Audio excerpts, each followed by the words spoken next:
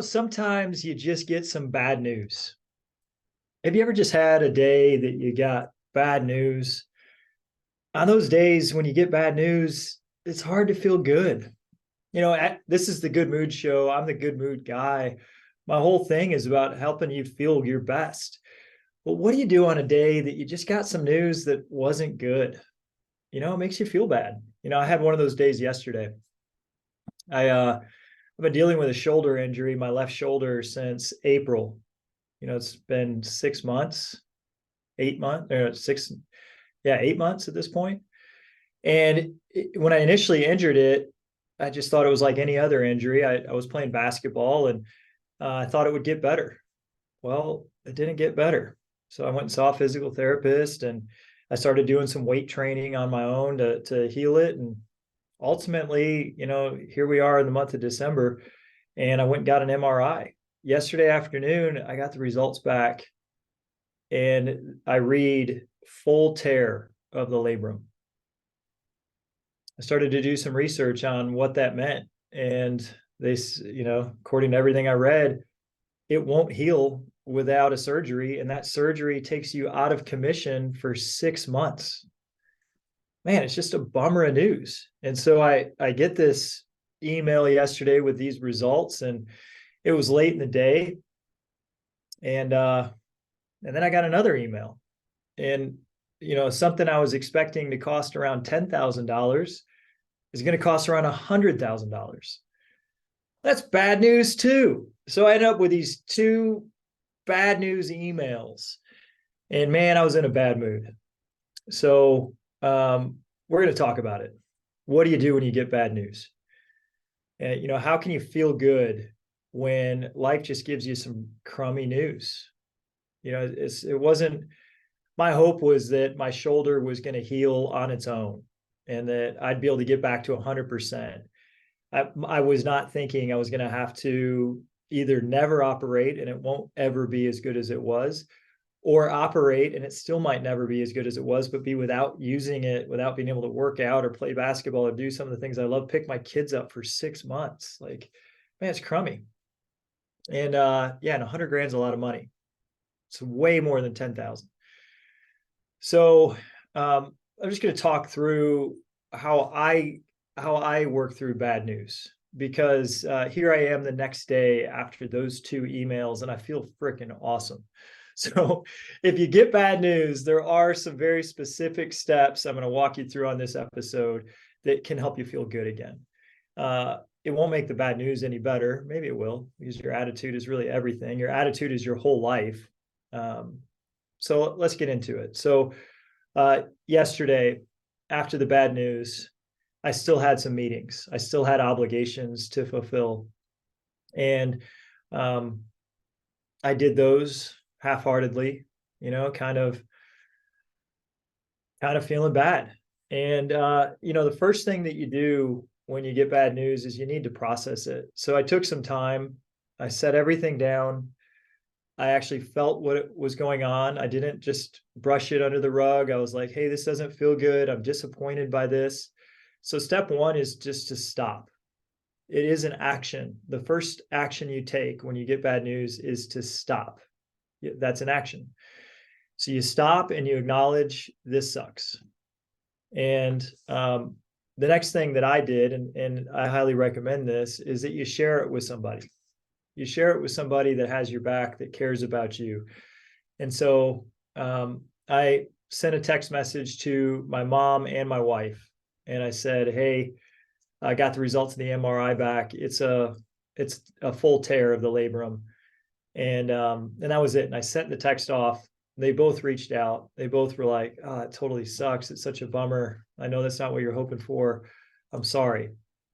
Now, sharing with somebody that sharing your burden with somebody is a really important step, because you're not on your own.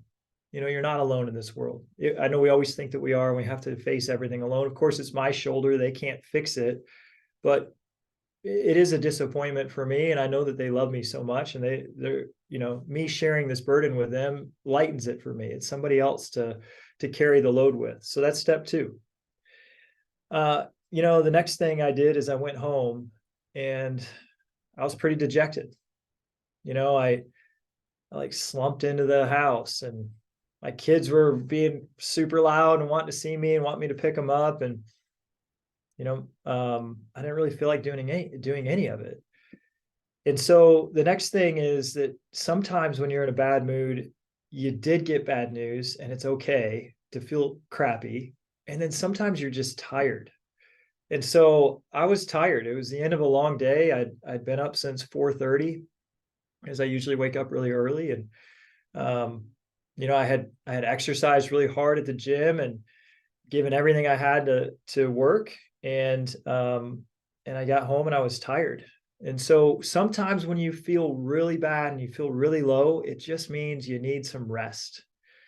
Uh, I wasn't really talking with my wife. I wasn't really, making eye contact with her. I just felt so bad. I didn't really want to talk about anything.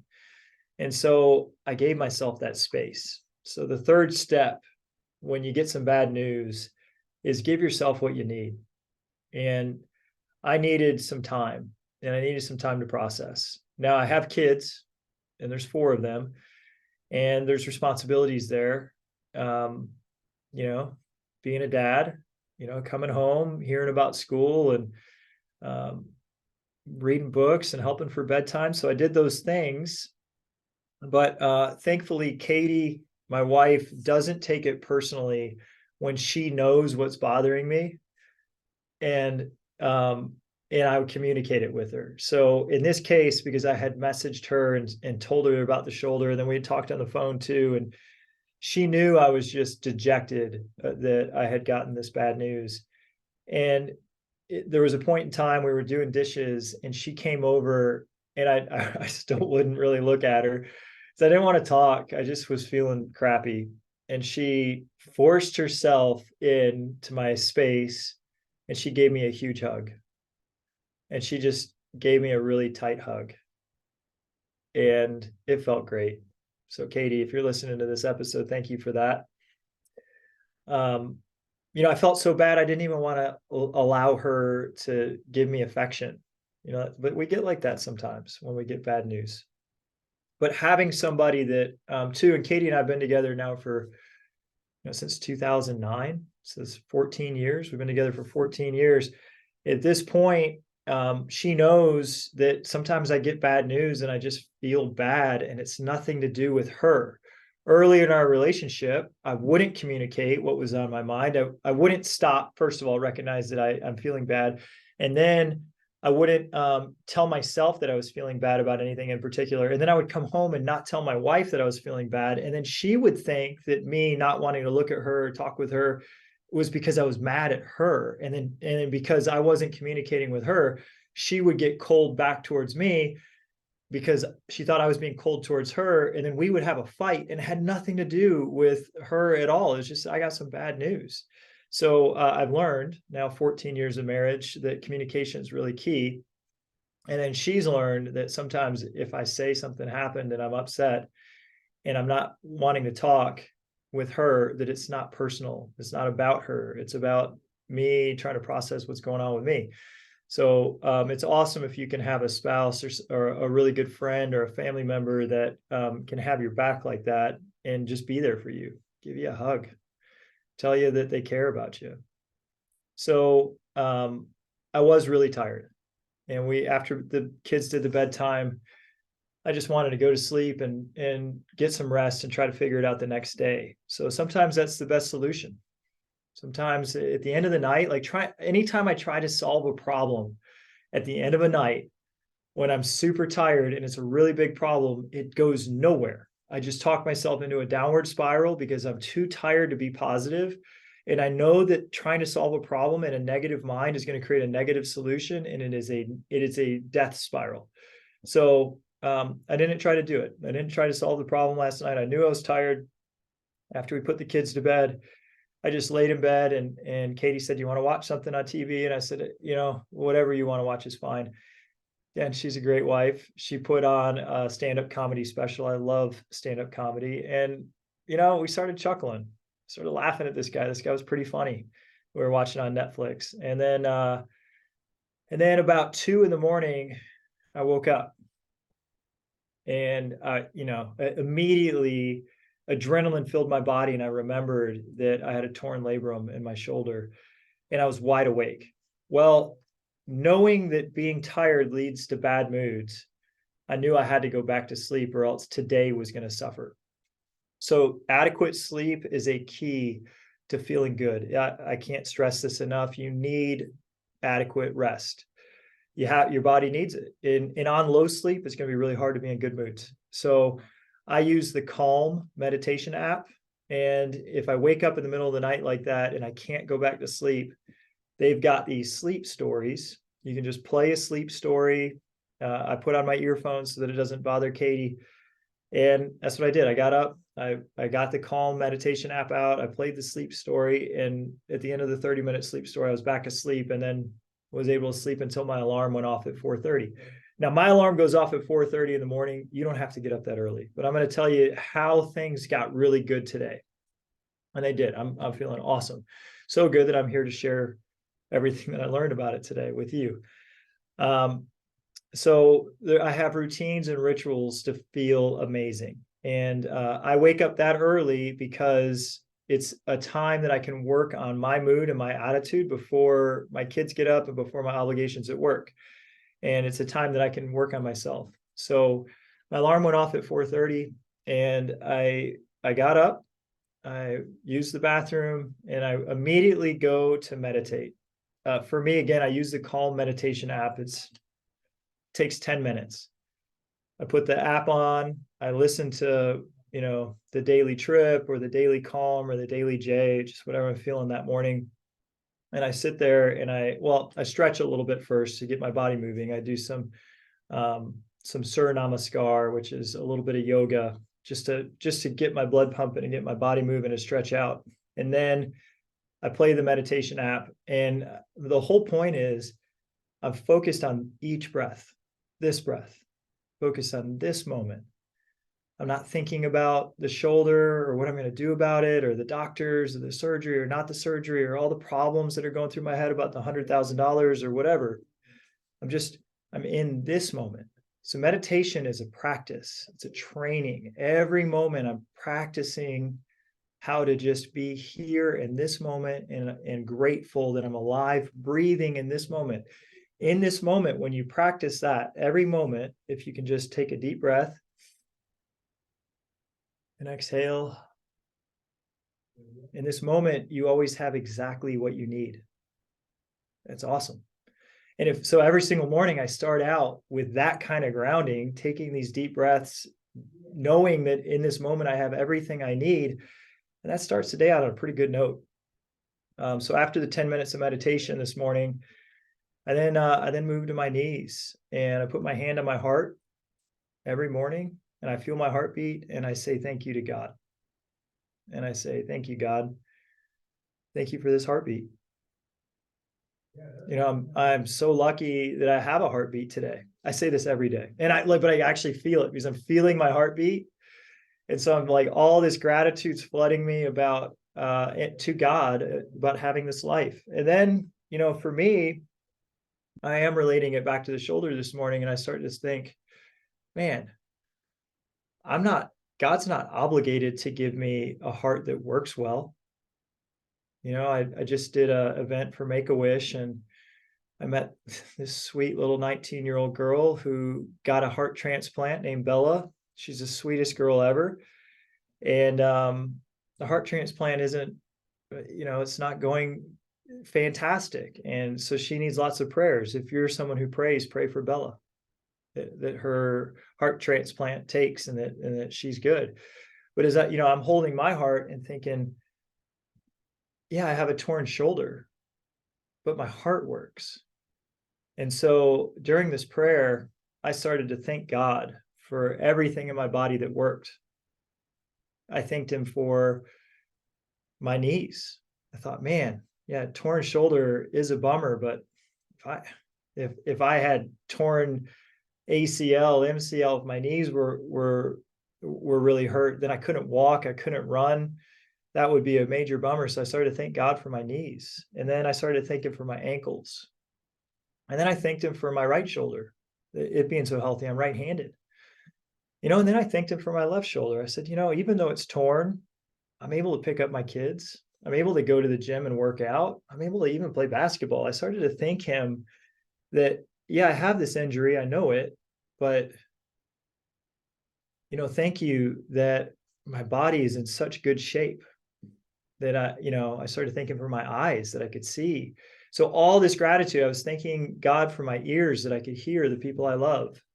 And I sat there for probably 5 minutes, just going through all of the blessings in my physical body that I was grateful to God that they worked. And then and that was my prayer this morning, was just a prayer of gratitude. And then I always end my prayer by asking God to guide me. So I was on my knees, and I then move away from holding my heart, and I put my hands in a prayer position in front of me, and I say, God, please guide me today.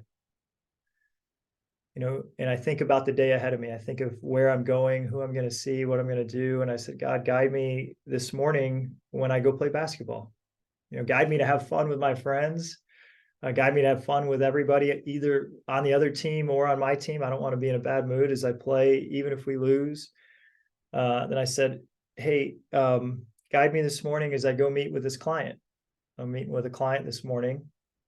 I said, help me help them. And I just go through each meeting. I knew I was going to be on live TV today. So I said, hey, God, guide me to be there, fully present, to give everything I've got to TV this morning, and help me make a difference today, anywhere I can, with whoever comes my way. And I said, amen. And man, starting your morning with a meditation where you have everything you need, and then a prayer to God of gratitude, and then asking for his help during the day. Those two practices, if you just pick those two things up, it takes 15 minutes a day. It'll change everything. So it has for me. And that's what got my day started out on the right foot. I moved from there to I drink a full glass of water with half of a lemon squeezed into it, and some sea salt that just rehydrates my body. I brushed my teeth, and then the next thing I do is I grab my journal. And in my journal, the first thing I write are 3 things that went well the day before. So I grabbed my journal this morning, and I also write challenges. So I wrote at the top of the journal, I said, hey, I found out yesterday I got a full tear in my labrum in my shoulder. And I just sat there with that, and I looked at it. And then I wrote down all the gratitudes. I'm like, hey, actually, there was this kind of a God experience, and it came to me in that journal reflection time. This is what's so great about moving to a journal, is that when you write your challenges down on paper, you can take the problem that seems so big in your mind and put it on paper, and it helps you figure it out. Well, I had this moment of inspiration. I was like, holy cow. Just 2 weeks ago, my buddy Andrew Moeller invited me to go to the Charleston Classic basketball tournament down at the College of Charleston. And I went with him, and I'm sitting next to him, and Andrew's like the most fit, strongest, most buff dude that I've ever met. And he works super hard in the gym.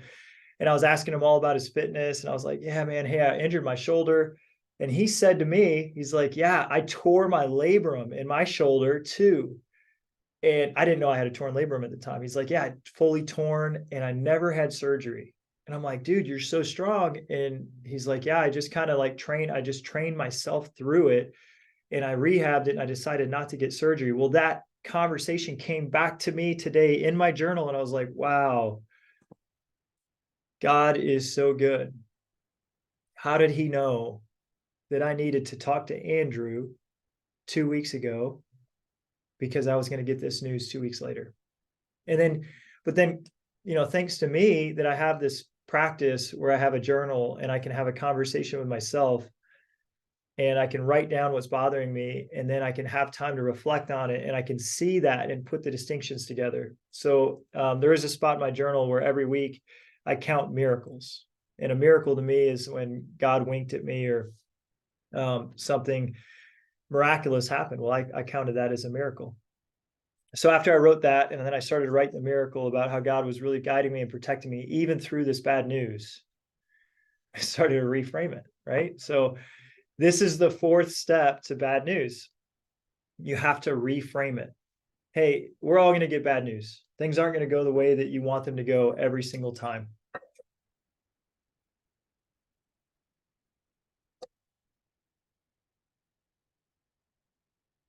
But there's a truth. The truth is, absolutely everything is always working out in the most loving way possible. The screensaver on my computer says absolutely everything is working out in the most loving way possible. So I have that as a screensaver of my computer because it is a truth. And when I get bad news, and when you get bad news, this is a truth to lean into. If you want to discover this truth for yourself, go back through your life and think of the moments when you got bad news, and then connect the dots forward to see how those things actually ended up being a benefit for you in some way. So when I go back to my life, hey, there was a time when I was a teenager and I got into a car crash and I broke all my teeth. Like my bottom teeth were laying down in my mouth and my top teeth were just cracked. And it was really traumatic.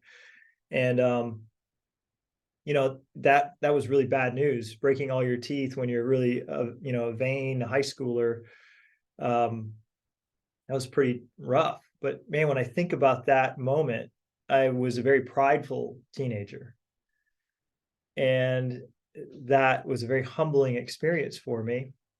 And it also started to like shift and change the way I saw things, to see that, hey, maybe I'm not invincible. I wasn't wearing a seatbelt. I was actually sitting on the back of a convertible, like not in a seat. I was being really reckless. And so what if that accident that broke my teeth gave me all these blessings? Well, it did. I became more humble. I became more careful. I became more grateful. It really shaped the person I became. So from the moment where I had all this trauma and I had all these dental surgeries and all this money that I had to spend to get my teeth reconstructed and recreated, and it was really, really bad news. Reflecting forward, now I'm 42 years old, and at the time I was 16. So almost 30 years, 20 some years later, I'm like, wow, that happened for me. So this shoulder tear has also happened for me. Sometimes we don't always know how, but given a long enough timeline, that we will be able to look back on the bad news we got, and we will be able to see the blessings that came from it. We'll be able to see that we wouldn't be the same person. We wouldn't have learned the same lessons. We wouldn't have become as great as we've become without the adversity. So when you're going through an adversity like I was yesterday and today, lean into this truth. Hey, this is happening for me. It's going to work out in the most loving way possible. For some reason, this adversity is going to help me. And that's just the attitude I took on it today. Well, then I did some practical things. I set phone calls with two different surgeons. I had a phone call this morning at 9:30 with a surgeon, and I'm meeting with another surgeon today at 3:30 face to face. And I'm just going to talk about my options. What can I do with this shoulder? I just want to get all the information I can. That's what I can control. So the fifth thing, if you're keeping notes, that you can do when you get some bad news is start to say, okay, well, what can I do to take back control of this situation? What can I do to make it better? No, I can't put my shoulder back together. I can't undo the injury that happened. That's impossible. But what can I do in this moment to move myself forward to a positive conclusion? So setting those two appointments were the things that I could do, and I started taking them. So that's really the 5 steps. And you're going to get bad news. You're alive. The world isn't going to go the way you think it should go. But remember the lesson from this episode. Absolutely everything is always working out in the most loving way possible. The challenges in your life, the adversities in your life, are really gifts sent by God to help you grow and become more. Without challenge, without adversity, we would be complacent. it is only through challenge and adversity that we can become our greatest version of ourselves. Think about, our greatest heroes, like Batman. Batman wouldn't have been the same if he didn't have the Joker. Like if he didn't have a foe to help him become great, he wouldn't have become great. Same thing with Winston Churchill. We would never talk about Winston Churchill as one of the greatest leaders ever if Hitler didn't exist. Well, same thing in your life.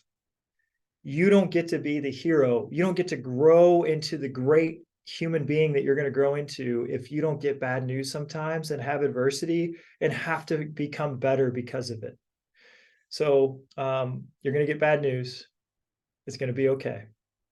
Take time to breathe, to stop, to recognize this is bad news.